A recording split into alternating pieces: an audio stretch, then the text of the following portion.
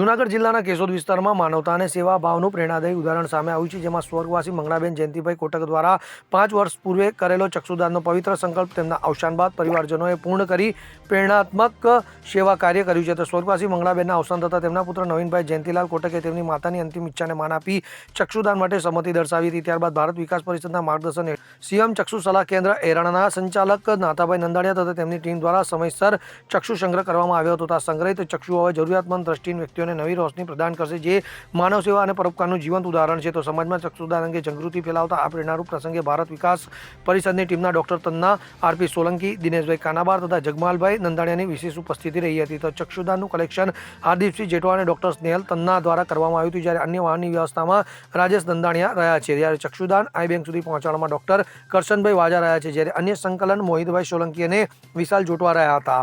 તો સ્વર્ગવાસી મંગળાબેનના મહાદાન બદલ સમાજના આગેવાનો દ્વારા પરિવારજનોને અભિનંદન પાઠવાયા હતા અને તેમના આત્માને શાંતિ મળે તેવી પ્રાર્થના કરવામાં આવી હતી. હું નવીનભાઈ કોટક આજરોજ સવારે મારા માતુશ્રી મંગળાબેનનું અવસાન થયેલું છે અને તેના ચક્ષુદાન કરેલા છે.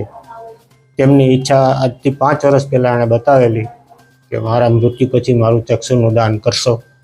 એટલે આજે મેં મારા મિત્ર વિકાસભાઈ અને દિનેશભાઈને વાત કરી તો તે લોકોએ આ ડૉક્ટર તન્ના સાહેબ અને નંદાણીયા સાહેબ અને શિવવાળા લોકો આવ્યા અને ચક્ષુદાનથી એ લોકો આવ્યા અને ચક્ષુદાન સ્વીકારેલ છે. અનિરુદ્ધ બાબરિયા સાથે CN24 ન્યૂઝ, કેશોદ. હવે જુઓ દેશ દુનિયાની તમામ ખબરો તમારી આંગળીના ટેરવે. ઉઠાવો મોબાઈલ અને Google Play Store પરથી ડાઉનલોડ કરો અમારી CN24 ન્યૂઝ મોબાઈલ એપ.